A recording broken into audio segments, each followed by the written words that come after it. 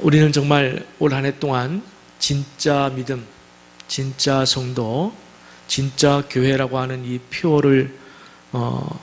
목표를 향해서 정말 쉼없이 달려왔습니다. 이제 올해도 2달밖에 남지 않은 이 시점에서 나는 이 목표를 얼마나 이루었는가? 난 정말로 진짜 믿음을 갖고 살아왔는가? 아니면 진짜 성도가 되어 있는가? 그래서 우리 교회가 진짜 교회라고 하나님께 올려드릴 수 있고 또 누구에게라도 고백할 수 있게 되었는가? 점검해 보아야 할 타임이라고 저는 생각을 합니다. 우리는 이 목표를 이루기 위해서 한 해 동안 정말 이 말씀을 붙들고 기회만 있으면 제가 말씀을 드렸습니다. 오늘 본문 말씀이죠. 너희는 마음을 다하고 목숨을 다하고 뜻을 다하고 힘, 재물을 다하여 주 너의 하나님을 사랑하라. 여러분, 이 말씀에 대해서 여러분 한 해 동안 얼마나 순종하며 살아왔습니까? 얼마나 마음을 들였습니까? 전심을 드렸습니까? 정말 목숨이라도 하나님께 드리겠나이다. 목숨도 드리겠나이다. 나의 모든 뜻과 비전과 삶의 이유와 그리고 물질까지 다 올려드리겠나이다. 이제 다음 주일이면 추수감사주일인데 이 시점에서 우리는 올 한 해 동안 나는 어떻게 하나님 앞에서 최선을 다해 순종하며 살아왔는가? 또 하나님께서 내게 베푸신 복은 무엇이 있을까? 우리는 한번 생각해 볼 시간이 되었습니다. 전 정말 오늘을 기다리고 또 기다려왔습니다. 어쩌면 10년 동안 저는 오늘을 기다려왔던지도 모릅니다. 오늘 이 고백을 할 수 있는 날, 내가 하나님과 여러분 앞에 이 고백을 할 수 있는 날, 10년을 기다린 것 같아요. 제가 주중 예배 시간을 통해서 미리 고백했습니다만 오늘 주일에 우리 사랑하는 여러분, 우리 새생명 가족들 앞에서 공식적으로 고백하고 또 오늘 감사하고 선포할 내용이 있기 때문에 저는 아마 이 날을 10년 동안 기다린 것 같습니다.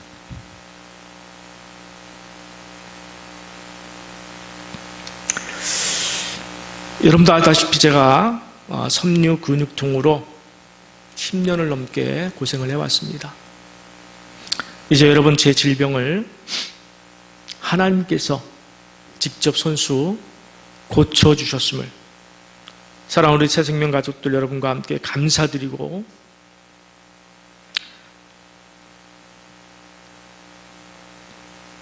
모든 기쁨과 영광을 하나님께 올려드리고 싶습니다. 할렐루야. 제 앓던 병이 다 나았어요. 깨끗하게 나았습니다. 제가 앓던 섬유근육통은 불치병, 난치병으로 알려져 있습니다. 의사들도 현대의학으로는 완치되는 질병이 아니라는 거예요. 죽을 때까지 이 약을 먹어야 된다는 이야기입니다. 이 병에는 완치가 없다고 얘기해요. 다만 약을 통해서 증세만 완화시켜 줄 뿐이다. 그렇게 공식적으로 밝히는 질병이었습니다. 엊그제도 어느 의사를 만나는 자리에서 제가 이런 질병을 알았고 이제 완치되었습니다 라고 이야기했더니 깜짝 놀라는 의심하는 눈빛이에요. 그러면서 다시 약을 먹는 게 좋을 거라고, 그러다가 큰일 난다고.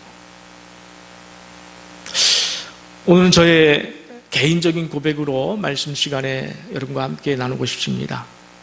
꼭 10년이 되었습니다. 그때는 정말 몸이 어린아이 같은 몸이 되었습니다. 대략 한 5kg 정도 되는 물건만 들고라도 계단을 오르면은 금방 힘이 빠져서 얼굴이 창백하게 하얗게 질려버리고 말았습니다. 수면제 없이는 잠을 못 잤고 나중에는 수면제도 듣질 않았습니다. 매일 아침 저녁 그리고 자기 직전에 먹어야 하는 신경계 약은 거의 제게는 공포 수준의 그런 증상 때문이었습니다. 깜빡 잊고서 아침 약을 복용하지 않으면 그날 오후 2시경에 여지없이 제가 갑자기 한여름 떼약볕에도 춥기 시작합니다. 굉장히 추워요. 그래서 빨리 전기장판 크게 틀어놓고 온도를 높여놓고 그 위에 누워도 온기를 느끼지를 못할 정도예요. 그리고 정신적으로는 패닉 상태, 공황 상태가 옵니다. 쉽게 말해 제 몸에 자율신경계가 고장이 나서 체온 조절을 못하는 거예요. 우리가 다 여러분들은 자율신경계가 잘 움직이기 때문에 항상 36.5도를 유지하는데 저는 그 온도를 유지가 안 되는 거예요. 그래서 그 약의 용량을 줄인다거나 또는 안 먹는다는 것은 거의 제게는 공포 수준이에요.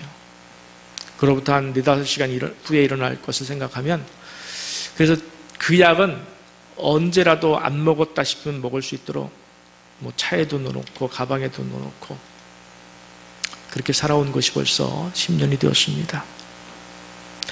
밤에는 불면증으로 고생했습니다. 사람이 잠을 못 자면은 동반되는 질병이 있습니다. 우울증이에요. 그동안 여러분에게는 말씀을 못 드렸습니다만 제가 지난 10년간을 우울증 약을 계속 복용해야만 했습니다.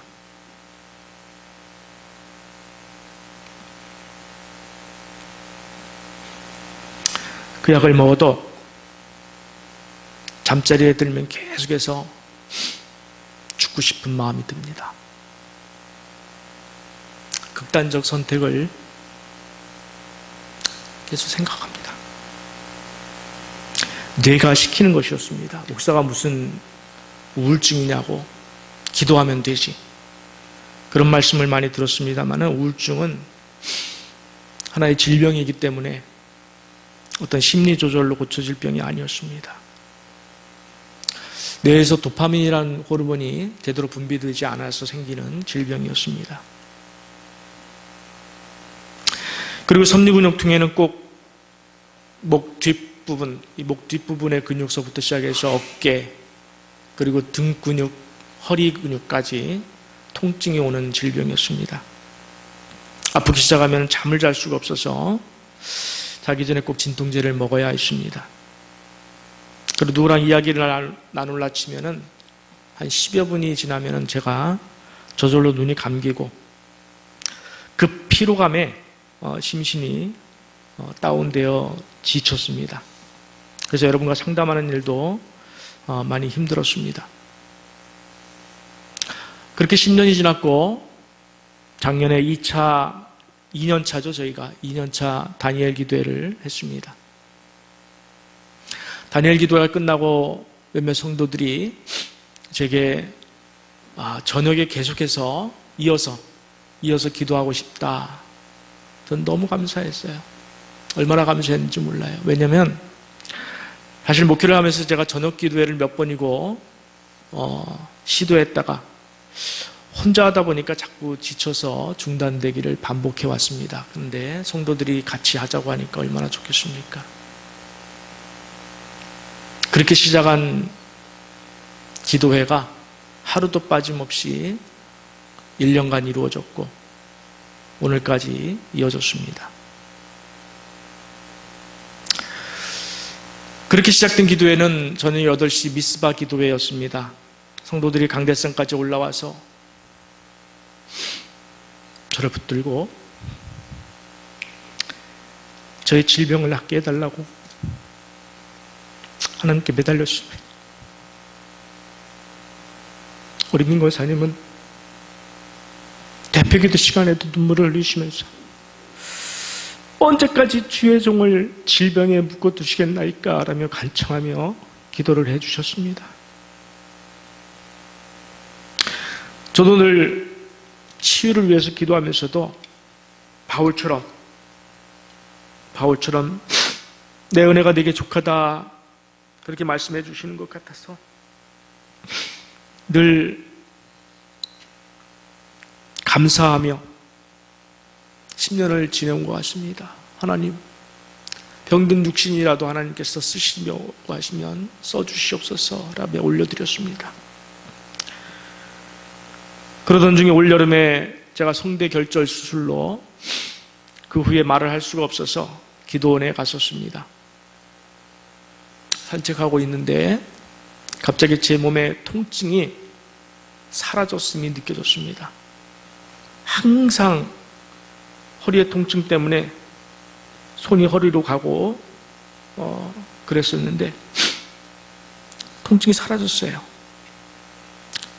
늘 가지고 있었던 목덜미, 어깨, 허리 통증 다 사라졌어요. 깨달았습니다. 아, 드디어 하나님께서 고쳐주셨구나. 하나님께서 고쳐주셨구나. 믿었습니다. 삼성병원의 담당 의사를 찾아가서 약을 이제 줄여보겠다고. 함부로 줄일 수 없는 것이 너무 고통스러워서 이제 약을 줄여보겠다고. 그리고 줄여지면은 제가 끊어보겠다고. 그리고 고백을 했습니다. 하나님께서 이 병을 고쳐주신 것 같습니다. 의사는, 하나님을 모르는 의사는 심히 염려하면서 제게 안 된다는 거예요. 절대로 약을 줄이시면 안 됩니다. 이 병은 그런 병이 아닙니다. 약을 줄여서도 안 되고 끊어서는 결코 안 됩니다. 큰일 납니다. 굉장히 위험합니다. 만류했습니다. 결국 제가 우겼습니다. 아닙니다. 제가 책임질 테니까 약 처방을 좀 다르게 해주세요. 가장 중요한 약을 75mg짜리를 먹는데 90일치를 제가 처방을 받습니다. 75mg짜리 90일치도 주시고, 그다음에 50g짜리, 50mg짜리 그것도 90일치를 주시고, 그리고 25mg짜리 그것도 90일치를 주시면 제가 알아서 먹고 오겠습니다. 근데 다음 주에 이제 이번 주 말고 다음 주에 예약되어 있는데 안 가도 될 것 같습니다. 75ml짜리를 이제 50ml로 줄였습니다. 두렵고 떨리는 마음으로 50ml로 줄였는데 일주일이 지나도 통증이 오지 않았습니다. 패닉도 오지 않았습니다. 이제 50mg짜리를 25mg짜리로 또 줄였습니다. 일주일이 지나도 괜찮았습니다. 마침내 25mg짜리도 안 먹고 지금 2달을 살아왔습니다. 할렐루야. 기적이 일어난 것입니다, 여러분. 기적밖에는 설명할 길이 없어요. 하나님께서 만져주신. 그리고 이제 수면제도 끊었습니다. 근육 이완제도 끊고, 진통제도 끊고, 차례차례 하나씩 끊고, 우울증 약도 끊었습니다. 그리고 자기 전에 먹는 최후의 진통제, 그것마저 이제 끊었습니다. 10년간 복용했던 약이라 그런지 금단현상 비슷한 증세 때문에 한 2주간 힘들었지만은 다시 약에 손을 대지 않았습니다. 하나님께서 고쳐주셨음을 확신하고 한 2주간을 더 견뎠고 마침내 그 금단 증세까지도 사라졌습니다. 하나님께서 완치시켜 주셨음을 확인하게 되었고 오늘 여러분에게 이렇게 기쁨과 감사 또 하나님께 영광을 올려드리게 되었습니다. 할렐루야. 또한도 정말로 눈물로 기도해 주신 금식하면서까지 저를 위해서 기도해 주신 여러분에게 감사를 드리고 하나님께 영광을 올려드립니다. 제가 왜 100% 하나님이 고쳐주셨다고 고백하느냐면 아까도 말씀드렸습니다만 이 병은 현대의학으로는 완치가 없는 그런 질병입니다. 의사들도 이 병은 완치가 없다는 거예요. 다만 통증을 완화시켜줄 뿐이니까 절대로 약을 줄이거나 끊지 말라 신신당부를 하는 질병이에요. 왜냐하면 약을 끊는 순간 제가 체온이 변화되든지 패닉이 온다든지 그래서 길에서 쓰러진다든지 그걸 염려했던 거예요. 그러나 하나님은 하실 수 있는 줄 믿습니다. 또 더욱 감사드리는 것은 바로 하나님의 치유 방법이었습니다.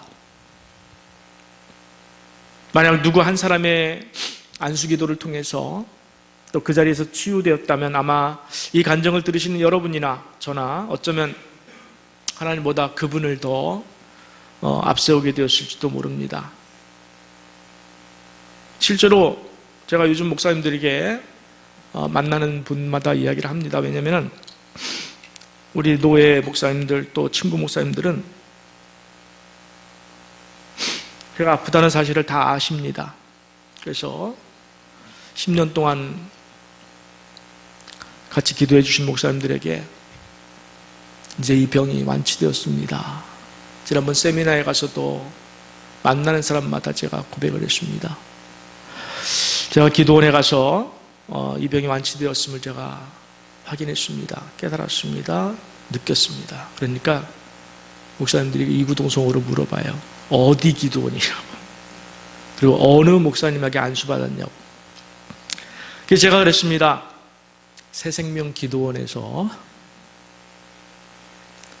사랑하는 우리 성도들이 저희 8시 미스바 기도회를 통해서 눈물로 기도해 주심을 통해서 제가 치유되었습니다. 그렇게 고백을 했습니다. 그러면서 목사님도 목사님 교회도 매일 저녁 8시 다니엘 기도회를 이어서 344일 미스바 기도회를 하세요. 그러면 하나님께서 복 주실 줄 믿습니다 하면서 제가 미스바 기도회 또 다니엘 기도회 전도사로 그렇게 나섰습니다. 저는 오늘 여러분과 함께 선포하고 싶습니다. 21일 다니엘 기도회를 이어서 344일 미스바 기도회로 and again 1년 365일을 쉬지 않고 기도회를 이어갈 것을 여러분과 함께 선포하고 싶습니다. 할렐루야. 다음 주일날 제가 여기 플랜카드를 달려고 해요.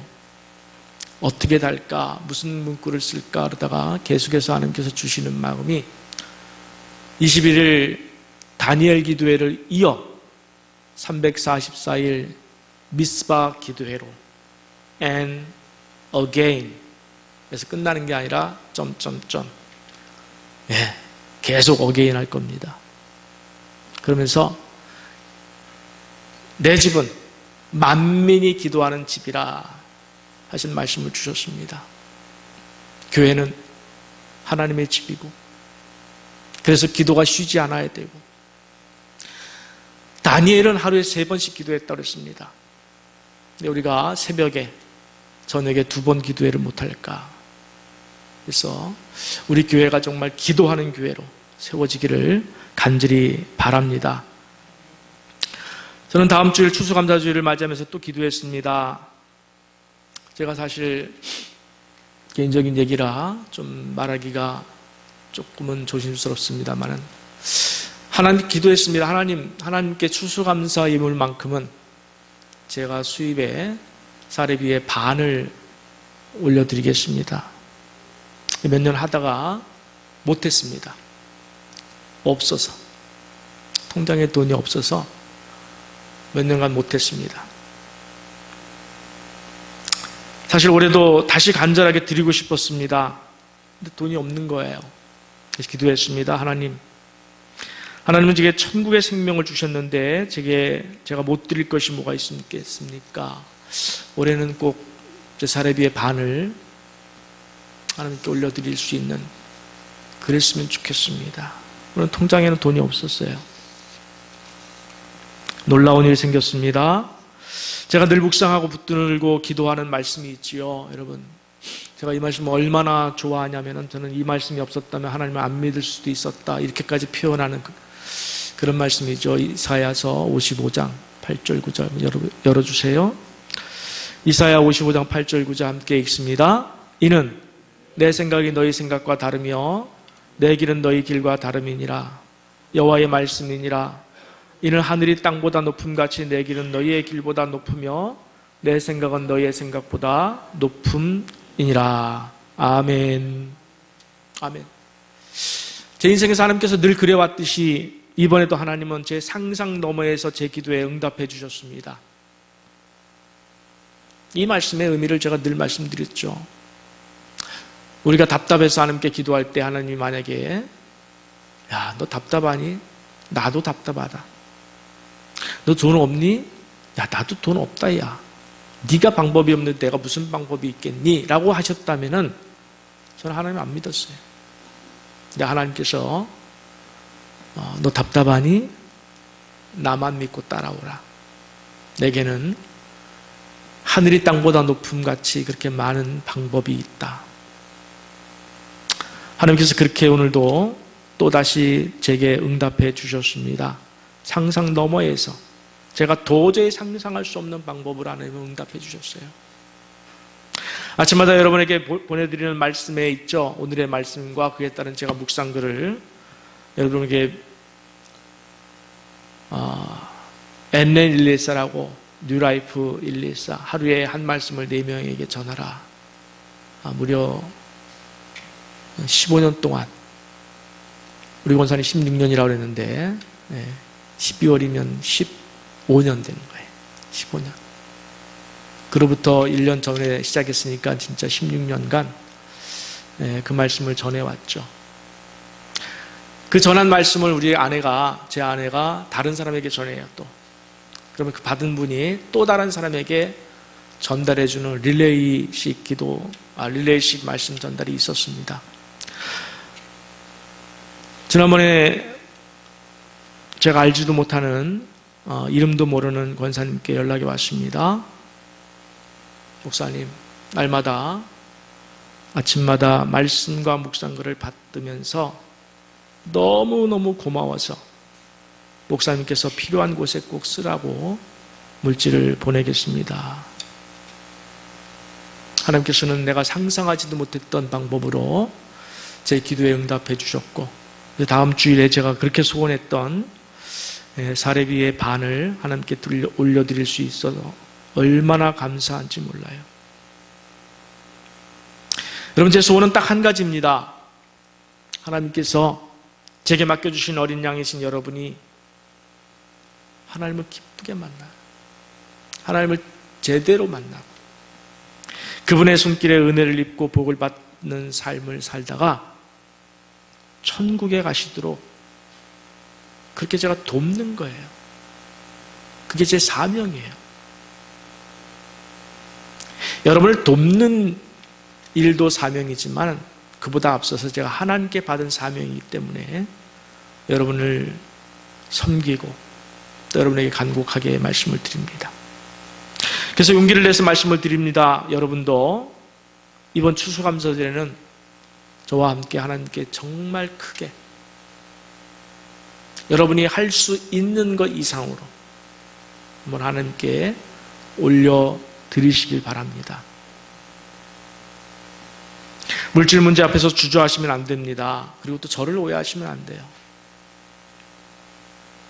하나님이 큰 물질을 주시면 그 가운데 일부러 드리겠다, 이렇게 다음으로 미루거나 피하거나 그런 식으로 핑계하지 않았으면 좋겠습니다. 어느 성도는 저한테 그래요. 실제로 그래요. 목사님, 제가 로또 당첨되게 기도해달라고. 당첨되면 교회비 다 갚게 하죠. 그 마음도 고맙죠. 그러나 하나님의, 물론 하나님께서 전혀 안 하시리라는 그런 확신은 없습니다만 우리 하나님은 그런 분은 아니셔요. 그런 생각으로 하나님을 시험하지 마시고 지금 갖고 있는 물질 가운데 정말 크게 하나님을 드려보셔야 그랬어요. 그러면은 하나님께서 더 받고 싶으셔서, 하나님이 더 영광 받고 싶으셔서 더 많은 것으로 하나님이 복을 주실 줄 믿습니다. 하나님께서는 우리 상상 너머에서 일하실 줄 믿습니다. 그렇게 이야기를 했습니다. 여러분, 한번 생각해 보시기 바랍니다. 자녀가 부모에게 해줄 수 있는 것이 많겠습니까? 아니면 부모가 자녀에게 해줄 수 있는 것이 많겠습니까? 여러분, 우리가 하나님께 드릴 수 있는 것이 많겠습니까? 아니면 하나님이 우리에게 채워주실 것이 많겠습니까? 후자죠. 후자죠. 여러분 드려보세요. 하나님은 더욱 넘치도록 또 여러분에게 하나님의 방식으로 부어주실 줄 믿으시기 바랍니다. 여러분의 고정관념을 깨보세요. 한번 그 마음을 열어보세요. 하나님, 우리 목자 되신 목사님을 통해서 오늘 받은 말씀을 통해서 저도 주님을 기쁘시게 드리고 싶습니다. 하나님을 기쁘시게 드리고 싶습니다. 저의 전부를, 마음을 다하고 목숨을 다하고 뜻을 다하고 힘, 재물이라고 그랬습니다. 그 모든 것을 다해 하나님께 올려드리겠습니다. 그래서 특별히 오늘 11조 이야기를 좀 여러분께 드리려고 합니다. 제가 며칠 전 친구 목사님에게 11조 설교 어떻게 하냐라고 물었을 때 자기는 몇 년이 지나도 한 번도 한 적이 없다는 거예요. 그래서 이유를 물었습니다. 돌아온 대답에 제가 조금 실망을 했습니다. 뭐라고 대답했냐면 성도들이 듣기 싫어해서. 아니라고 생각해요. 여러분이 하나님의 말씀 가운데 일부를 듣기 싫어해서도 안 되겠지만은 저도 하나님의 말씀 가운데 일부를 주저해서도 안 돼요. 창세기부터 계시록까지 제가 말씀을 주저하면 안 돼요. 하나님 말씀이라면 무조건 저는 선포해야 되고 여러분 무조건 순종해야 맞는 줄 믿습니다. 그래서 설교자는 담대히 말씀을 선포하고 성도들은 기쁨으로 아멘해야 그것이 바로 진정한 교회인 줄 믿습니다. 이 교회가 진짜 교회가 되는 것은 저와 여러분에게 딸려 있어요. 저는 두려움 없이 말씀을 선포하고 그 말씀대로 여러분 순종하며 나갈 때 하나님이 일하실 줄, 하나님이 일하지 않는 교회는 그건 교회가 아니에요. 하나님이 죽은 교회. 왜 모세에게 하나님께서 자기를 이야기할 때 나는 아브라함의 하나님이요 이삭의 하나님이요 야곱의 하나님이라 말씀하는지 아십니까? 산자의 하나님이라는 거예요. 산자의 하나님이라는 말씀 무슨 말이냐면 하나님이 그 삶을 통해서 역사하시겠다는 거예요. 하나님의 살아 역사하심이 오늘 여러분 삶 가운데 나타나시기를 간절히 축복합니다. 창세기 14장과 이를 해석해주는 히브리서 7장을 읽어보면은 아브라함이 그돌라오멜에게 포로로 잡혀갔던 롯과 함께 소돔성 사람들을 구해옵니다. 그때 멜기세덱이라는 제사장이 나타나요. 이 멜기세덱은 예수님을 예표하는 제사장입니다. 예수님을 예표하는 제사장이에요. 여기서 놀라운 장면이 나옵니다. 아브라함은 예수의 모형인 멜기세덱에게 자신의 11조를 올려드립니다. 그랬더니 멜기세덱이 아브라함에게 복을 빌어줍니다. 복을 빌어줍니다. 즉 예수님께서 그 11조를 받으시고 예수님께서 아브라함에게 복을 빌어주는 거예요. 그것이 창세기 14장과 이를 해석해주는 히브리서 7장의 이야기입니다. 여러분 11조에 대해서 불편하게 듣지 않으시길 바랍니다. 11조는 여러분 안 하는 걸까요? 못 하는 걸까요? 어느 성도는 그렇게 말합니다. 목사님 11조를 할 물질이 없어 못합니다. 아니에요. 하나님은 결코 자기 자녀를 그렇게 살도록 내버려두지 않습니다. 분명히 우리에게 약속해 주셨습니다. 너희는 먹을 것과 마실 것을 구하지도 말라. 아버지가 자녀에게 있어야 할 것을 알듯이 그렇게 채워주겠노라. 구하지도 말라 그랬어요. 먼저 11조를 드리고 나머지를 가지고 살아보세요. 여러분 이렇게 생각하면 편합니다. 쉽게 할 수 있어요. 아, 내가 회사에서 받는 월급이 10분의 1 줄은 액수구나. 아예 그렇게 시작하면 살 수 있지 않습니까? 예, 살 수 있어요. 자, 그때 하나님의 기적이 나타나는 거예요. 내가 계산해서 내가 다 이렇게 하면은 하나님의 기적이 들어올 여지가 없어요. 그러나 지금 눈에 보이지 않지만은 상황적으로 어렵다고 생각되지만 불가능하다고 생각되지만은 그 불가능함 속에서라 할지라도 내가 하나님의 말씀에 순종하겠습니다 라고 할 때 하나님은 기적의 손길로 우리가 상상도 하지 못했던 곳에서 우리의 삶을 만들어 가실 줄 믿으시기 바랍니다. 하나님은 살아계셔요. 살아 역사하시는 하나님이셔요. 자기 자녀를 굶도록 내버려 두실 하나님이 아니십니다. 여러분 가운데 혹시라도 나는 정말 11조를 하면 못 산다, 저한테 오세요. 제가 재정 컨설팅을 해드리겠습니다. 살 수 있도록 하나님께서 해주실 것입니다. 저는 딴 거 없어요. 그래서 여러분이 아브라함이 받았던 복을 받는 모습을 보고 싶은 거예요. 여러분이 상상도 못했던 곳에서 하나님의 손길이 임재해서 여러분의 가정과 자녀들과 생업에 복을 주시는 것을 좀 보고 싶은 거예요. 하나님께서 여러분의 삶을 만들어 가시는 것을 보고 싶은 거예요. 우리의 계획과 생각대로 사는 것이 아니라 하나님께 전폭적으로 의뢰해서 나는 하나님 없이는 살 수 없습니다. 나는 하나님만 믿고 살겠습니다. 의지하고 살겠습니다. 한 번뿐인 내 인생. 여러분, 헌신에는 기회가 있어요. 지나가면 기회가 없는 거예요. 오늘 이 순간 2019년 10월 27일이라고 하는 이 시간은 다시 오지 않습니다. 제 나이 56세를 지나고 있는데 이 시간은 다시 오질 않아요. 내년이면 벌써 며칠 있으면 57세가 돼요. 너 50년 동안 뭘 했냐? 56세 때 뭘 했냐? 저한테 하나님께서 물으시면 전 대답할 거리가 있어야 돼요. 나중에 하겠습니다. 늙어서 하겠습니다. No. 그 시간이 너무 아까운 거예요. 하나님께 드리세요. 그 시간을 드리세요. 여러분 인생을 드리세요. 여러분 모든 것을 드리세요. 여러분 그것이 최고의 삶이 아닐까요? 인생으로 태어나서, 인간으로 태어나서 하나님에게 복을 받아서 사는 삶. 세상 무엇과도 바꿀 수 없는, 세상 어떤 것도 부럽지 않은 가장 귀한 삶인 줄 믿습니다. 여러분, 하나님께 최고로 최선을 다해서 헌신하시기 바랍니다. 그러면 하나님도 여러분에게 최고로 최선을 다해서 우리의 삶을 인도하시고 축복해 주실 줄 믿습니다. 나는 최선을 다하지 않으면서 목사님, 하나님께서 제 인생 가운데 최선을 다해서 최고의 축복을 베풀 수 있도록 기도해 주세요. 그렇게 말씀하시면 어불성설이죠. 하나님은 우리의 마음을 받으시고 싶은 거예요. 전부를 받으시고 싶은 거예요. 목숨을 받으시고 싶은 거예요. 바울이 그대로 살았지 않습니까? 나는 날마다 죽노라. 하나님 앞에서 딸마다 십자가를 지고 내가 살든지 죽든지, 살아도 주를 위하여 살고 죽어도 주를 위하여 죽겠다. 우리가 마음을 다하고 목숨을 다하고 뜻을 다하고 힘을 다해 하나님을 사랑하는 이야기는 창세기부터 계시록까지 다 포함됩니다. 여러분 그 말씀대로 사시길 바랍니다. 그 말씀대로 사세요.